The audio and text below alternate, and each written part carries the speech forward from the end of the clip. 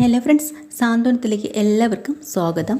അങ്ങനെ ശ്രീകലയോട് ശ്രീദേവി വിളിച്ച് പറയുന്നുണ്ട്, അമ്മേ എനിക്ക് ഇവിടെ വല്ലാത്തൊരു പ്രശ്നമാണ്, ട്യൂഷൻ തുടങ്ങാൻ പോകുന്ന കാര്യമൊക്കെ വിളിച്ച് പറയുമ്പോൾ തന്നെ ശ്രീദേവി ആകെ പരിഭ്രമിക്കുകയാണ് കേട്ടോ. അപ്പോൾ ഉടനെ നമ്മുടെ ശ്രീകല പറഞ്ഞു കൊടുക്കുകയാണ്, എടി നീ +2 വരെ പഠിച്ചതല്ലേ, നിനക്ക് എന്തെങ്കിലും പിള്ളേർക്ക് പറഞ്ഞു കൊടുത്തൂടെ? ആ പിള്ളേർ ഏതൊക്കെ ക്ലാസ്സിലാണ് പഠിക്കണേന്ന് ചോദിക്കുക. അത് 5ലും 6ലൊക്കെ പഠിക്കുന്ന പിള്ളേരെ അമ്മയെന്ന് പറയുമ്പോൾ, ഓ ആ പിള്ളേർക്ക് എന്തെങ്കിലും പറഞ്ഞു കൊടുക്കാൻ നിന്നെക്കൊണ്ട് പറ്റത്തില്ലേ?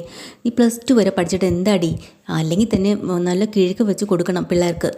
സ്കൂളിൽ പഠിപ്പിക്കണേക്കെ നിങ്ങൾക്ക് എന്താ മനസ്സിലാക്കി കൂടെ എന്നൊക്കെ ചോദിക്കണം. അല്ല അമ്മേ, +2 വരെ പഠിച്ചെന്ന് പറഞ്ഞിട്ട് കാര്യമില്ല. എനിക്ക് ഇംഗ്ലീഷായിരുന്നു എനിക്ക് പണ്ടേ ഭയങ്കര പാട്. ആ ഇംഗ്ലീഷ് തന്നെ ഞാൻ എങ്ങനെ അവർക്ക് ട്യൂഷൻ എടുത്ത് കൊടുക്കുക? ഓ ഇനി ഇതിൽ കൂടുതൽ ഞാൻ എന്താടി ചെയ്യേണ്ടത്? നീ ബാലനോട് പറ, എന്നിട്ട് പറഞ്ഞിട്ട് ഈ ട്യൂഷൻ അങ്ങ് നിർത്താൻ നോക്ക്. അയ്യോ എന്താ അമ്മേ പറയണേ, ഇത്ര കഷ്ടപ്പെട്ട് കുട്ടികളെ സംഘടിപ്പിച്ച് പഠിക്കാൻ വേണ്ടിയിട്ടൊക്കെ റെഡിയാക്കി വെച്ചിരിക്കുകയല്ലേ, ഞാനായിട്ട് ആ തടസ്സപ്പെടുത്തുന്നത് ശരിയാണോ? ഓ പിന്നെ നീ അവിടെ നിന്ന് ഇറങ്ങി പോണതാണോ വലുത്, അതോ മിത്രയുടെ ജീവിതമാണോടി വലുത്? നീ ഒന്ന് ആലോചിച്ച് നോക്ക്, നിൻ്റെ ജീവിതം വലുതോ അവളുടെ ട്യൂഷൻ വലുതോ എന്നൊക്കെ നീ ആലോചിച്ച് നോക്ക്. സ്വന്തം കാര്യം നോക്കാൻ പഠിക്കടി. ഓ അവളൊരു മിത്രയെ സംരക്ഷിക്കാൻ നടക്കുന്നു എന്ന് പറഞ്ഞ് ശ്രീകല ഇങ്ങനെയൊക്കെ പറയുമ്പോൾ ശ്രീദേവി വീണ്ടും പറയാം, അമ്മേ അച്ഛനോട് ഞാൻ എങ്ങനെ പറയാനാ? പറയണം, അതുവരെയായിട്ടും അച്ഛൻ അറിഞ്ഞിട്ട് പോലുമില്ല, ഞാൻ എങ്ങനെ പറയും? അപ്പം അച്ഛൻ അറിഞ്ഞിട്ടില്ല, അച്ഛൻ അറിയാതെയാണ് ട്യൂഷൻ്റെ കാര്യമൊക്കെ നടത്തണല്ലേ.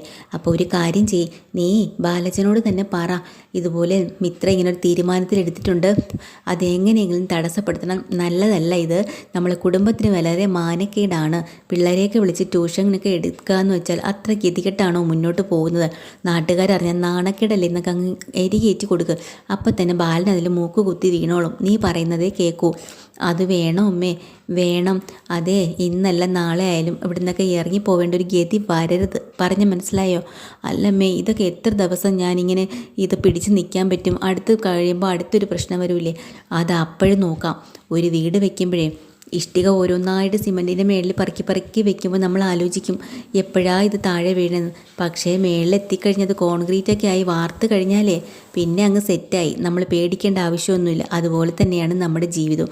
നീ അവിടെ എങ്ങനെയെങ്കിലും പിടിച്ച് നിൽക്കാൻ നോക്കുക, അതിനെ ബാലനെ കയ്യിലെടുത്തേ പറ്റുള്ളൂ. പറഞ്ഞേ കേട്ടല്ലോ, നീ ചെല്ല്, പോയി ബാലനോട് കാര്യങ്ങൾ പറഞ്ഞ് എങ്ങനെയെങ്കിലും ഇതിൽ നിന്ന് പിന്തിരിയാൻ നോക്ക്, അതാണ് ഇപ്പം നല്ല കാര്യം എന്നിങ്ങനെ പറഞ്ഞ് മനസ്സിലാക്കി കൊടുക്കണം കേട്ടോ. എന്നിട്ട് അവർ പറയാണ്, ഓ എൻ്റെ ദൈവമേ, നിന്നോട് സംസാരിച്ചിട്ടേ എൻ്റെ അടുപ്പത്ത് വെച്ചിരുന്ന മീൻകറി പോലും ഇപ്പം അടി പിടിച്ച് കാണും. നീ ഒന്ന് ഫോൺ വെച്ചേന്ന് പറഞ്ഞ് വെച്ചിട്ട് ദൈവത്തോട് പ്രാർത്ഥിക്കുക, ഭഗവാനെയും എൻ്റെ മോക്ക് കാത്തോളനെ, അവളെ രക്ഷിച്ചോളനെ, അവൾ പാവം ഒന്നും അറിഞ്ഞൂടാത്ത കൊച്ചാണ് എന്നൊക്കെ പറഞ്ഞ് പ്രാർത്ഥിക്കുക കേട്ടോ.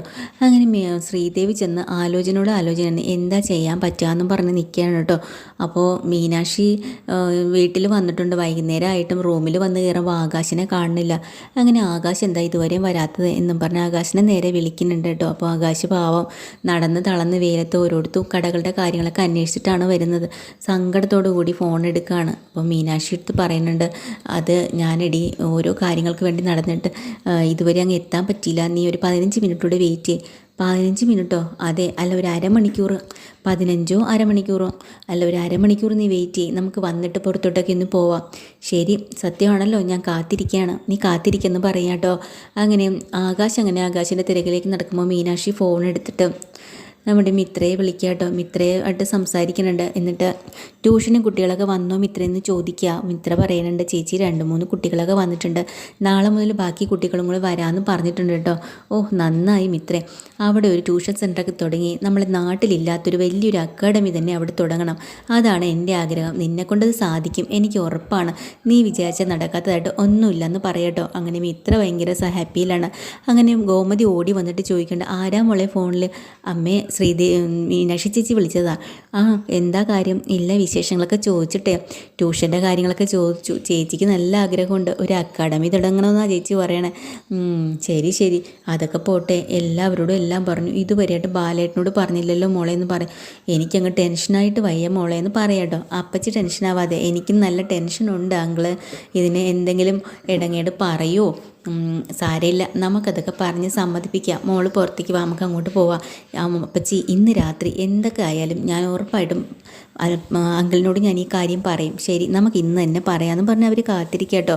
അങ്ങനെ കാത്തിരിക്കുന്ന സമയത്ത് ബാലൻ ജോലിയൊക്കെ കഴിഞ്ഞ് വരികയാണ്.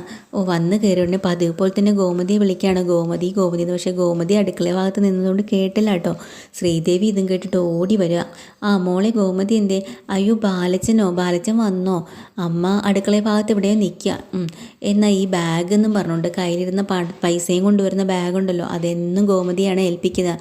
അത് അമ്മയുടെ കൊടുക്കാൻ വേണ്ടിയിട്ട് ഇങ്ങനെ നീട്ടണതും ഗോമതി വന്നത് വാങ്ങണതിന് മുമ്പേ ഈ ശ്രീദേവി അത് ബാലിൻ്റെ കയ്യിൽ നിന്ന് പിടിച്ചങ്ങ് വാങ്ങിയിട്ടു. ഇതുപോലൊരു സങ്കടം ഗോമതിക്കില്ല. ഗോമതി ഓടി വന്ന് ബാഗിലേക്ക് കൈ പിടിക്കുന്നുണ്ട്. അതിനു മുമ്പേ പിടിച്ചങ്ങോട്ട് വാങ്ങിക്കുന്നുണ്ട് ശ്രീദേവി. അപ്പോൾ ശ്രീദേവിയുടെ കയ്യിൽ നിന്ന് തിരിച്ചതിനെ പിടിച്ച് വാങ്ങാട്ടോ. ഗോമതി ഇങ്ങോട്ട് തന്നെ, നീ എന്തിനാ ഈ ബാഗ് വാങ്ങിച്ചത്? അപ്പോൾ ഉടനെ ബാലൻ ചോദിക്കുന്നു, നീ എന്താടി ഇങ്ങനെ ദേഷ്യത്തോട് സംസാരിക്കണത്? പിന്നെ അല്ലാണ്ട് രാത്രി പൈസയും കൊണ്ട് വന്നാൽ ഇത് എൻ്റെ കയ്യിലല്ലേ ബാലട്ടൻ തരുന്നത്? അതിനിപ്പോൾ എന്താ, ആരെങ്കിലും വെച്ചാൽ പോരെ? അങ്ങനെ ആരെങ്കിലും കൊണ്ടുവയ്ക്കാനായിട്ട് ഇത് അരിച്ചാക്കല്ല, പൈസ ആണ്. അയ്യോ അമ്മയ്ക്ക് ജോലി എളുപ്പമാവട്ടെ എന്നും പറഞ്ഞിട്ടാണ് ഞാനിതങ്ങ് വാങ്ങിച്ചത് എന്ന് പെട്ടെന്ന് ശ്രീദേവി പറയുമ്പം, അത് ശരിയാവില്ല, നീ ആ ബാഗ് കൊണ്ട് തന്നെ, ഞാൻ കൊണ്ടുവച്ചോളാം, എനിക്കറിയാം കൊണ്ടുവയ്ക്കാൻ. ദേ ഗോമതി മിണ്ടാതിരുന്നോ, നീ എന്തൊക്കെയാണ് ഈ പറയണേ? ഇപ്പം ആര് കൊണ്ടുവച്ചാലും ഒരു കുഴപ്പമില്ല. പെട്ടെന്ന് എന്നിട്ട് ശ്രീദേവിക്ക് വിഷമമായാലോ എന്ന് വെച്ചിട്ട് ശ്രീദേവിയോട് ചോദിക്കുകയാണ് ബാലൻ. മോളെ, പിന്നെ നീ ഇവിടെ വന്നിട്ട് ഇത്രയും ദിവസമായില്ലേ കല്യാണം കഴിഞ്ഞ് വന്നിട്ട്, എല്ലാവരുമായിട്ട് മോളൊന്ന് സെറ്റായോ എന്ന് ചോദിക്കുക. ഗോമതിക്ക് അങ്ങ് ദേഷ്യം വരുമ്പോൾ ഗോമതി പറയണം, എന്താ സെറ്റാവാനായിട്ട്? ഇവളെ എവിടെ നിന്ന് കാട്ടിൽ നിന്ന് വള്ളി തൂങ്ങി ഇവിടെ കയറി വന്നതാണോ അങ്ങനെ സെറ്റാവാനായിട്ട്? ഒന്നും അറിയാത്ത പോലെ ബാലേട്ടൻ അങ്ങ് സംസാരിക്കുന്നു. എന്താടി നീ ഇങ്ങനെ ദേഷ്യത്തോടെയൊക്കെ സംസാരിക്കണേ? ഞാൻ ദേഷ്യത്തോടെ അല്ല, ഞാൻ സാധാരണ രീതിയിൽ തന്നെയാണ് സംസാരിക്കണത്.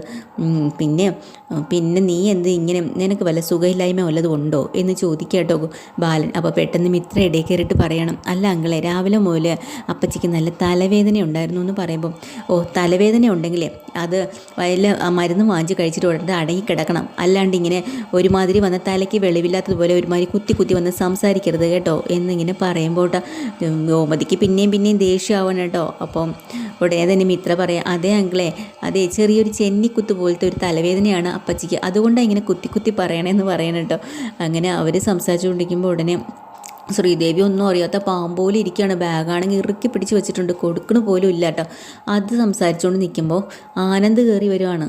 ആനന്ദ് വന്ന ഉടനെ, ആനന്ദേ നീ എത്തിയോ? അച്ഛനും നേരത്തെ എത്തിയോ എന്ന് അവർ വിശേഷം പറഞ്ഞിട്ട് പെട്ടെന്ന് ആനന്ദ് കയ്യിലിരുന്ന ബാഗ് അവിടെ വെച്ചിട്ട് അച്ഛനെ നോക്കി പറയാം, അച്ഛനെന്താ ഒരു ക്ഷീണം പോലെ, എന്ത് പറ്റി? അല്ലടാ, കടയിലെ ആകാശില്ലല്ലോ, അതുകൊണ്ട് തന്നെ അവൻ്റെ ജോലിയും കൂടെ ഒക്കെ എടുക്കണ്ടേ, അതിൻ്റെ ക്ഷീണമാണ്. കണ്ടോടി എത്ര കരുതലോട് കൂടി അവൻ ചോദിക്കുന്നു. ഇവിടെ വേറെ ആരെങ്കിലും ഞാൻ വന്ന് കയറിയിട്ട് എൻ്റെ ആരോഗ്യത്തെക്കുറിച്ച് ഇവിടെ ശ്രദ്ധിക്കുന്നുണ്ടോ? ആനന്ദ് കണ്ടോ വന്നോട്ടനെ ശ്രദ്ധിക്കുന്നത്? അതുപോലെ ഗോമതി, നീ എന്നെ ഇന്ന് വരെയെങ്കിലും എൻ്റെ ജോലി സ്ഥലത്ത് നീ എനിക്ക് ചോറ് കൊണ്ടുവന്നിട്ടുണ്ടോ? ഇല്ലല്ലോ. പിന്നെ അതിനിപ്പോൾ ചോറ് കൊണ്ടുവരാനായിട്ട് ബാലേട്ടൻ സമ്മതിച്ചിട്ടുണ്ടോ? ഇല്ലല്ലോ. പിന്നെ എന്തിനാ കൂടുതൽ സംസാരിക്കണത്? എങ്ങനെ ആയിക്കോട്ടെ. പിന്നെ ആനന്ദേ, ഇന്ന് ശ്രീദേവി മോളൊരു സംഭവം നടന്നു. എന്താണെന്നറിയോ? അവളൊരു കാര്യം കാണിച്ചു വെച്ചു. അയ്യോ അച്ഛാ, ഞാൻ എന്താ ചെയ്തത് എന്ന് ചോദിക്കുന്നുണ്ട്. അപ്പോൾ ഉടനെ ബാലൻ പറയുന്നുണ്ട്, മോനെ, ഇന്ന് ഉച്ചയ്ക്ക് എനിക്കും രാമേട്ടനും എല്ലാവർക്കും ധർമ്മൻ ഉൾപ്പെടെയുള്ള ചോറും കൊണ്ട് അവൾ അവിടെ വന്നിരിക്കുന്നു. ഞങ്ങൾ അവിടെ ഇരുത്തി കഴിപ്പിച്ചിട്ടാണ് വിട്ടത്. കൈപ്പുണ്യം പറയാനുണ്ടോ? ആടോ അച്ഛാ? അതെ എന്നും പറഞ്ഞങ്ങ് പൊക്കി പറയാൻ കേട്ടോ. അങ്ങനെ എന്നിട്ട് ശ്രീദേവി മോള് ഞങ്ങൾക്ക് എടുത്ത് നിന്ന് പോരാഞ്ഞിട്ട് അവിടുത്തെ കാര്യങ്ങളെല്ലാം ശ്രീദേവിയെക്കുറിച്ച് പൊക്കി അങ്ങ് ആനന്ദിനോട് പറയാൻ കേട്ടോ. അപ്പോൾ ഇതെല്ലാം കേട്ട് ഗോമതിക്കാണെങ്കിൽ തീരെ സഹിക്കാൻ വയ്യ. ഗോമതിയോട് വീണ്ടും ചോദ്യശരങ്ങളായിട്ട് നിൽക്കുകയാണ്, നീ എനിക്ക് വേണ്ടി ഇത് ചെയ്തിട്ടുണ്ടോ, അത് ചെയ്തിട്ടുണ്ടോ? ഗോമതി അവസാനം പറയണത്, ബാലേട്ട, എന്നെക്കൊണ്ട് നിങ്ങൾ കൂടുതലൊന്നും പറയിപ്പിക്കരുത്, ഇതിലും കൂടുതൽ ഞാൻ പറഞ്ഞാലേ കൂടി പോവും എന്നും പറഞ്ഞിട്ട് ദേഷ്യം പിടിച്ച് അടുക്കളയിലോട്ട് കയറി പോവാണ് കേട്ടോ.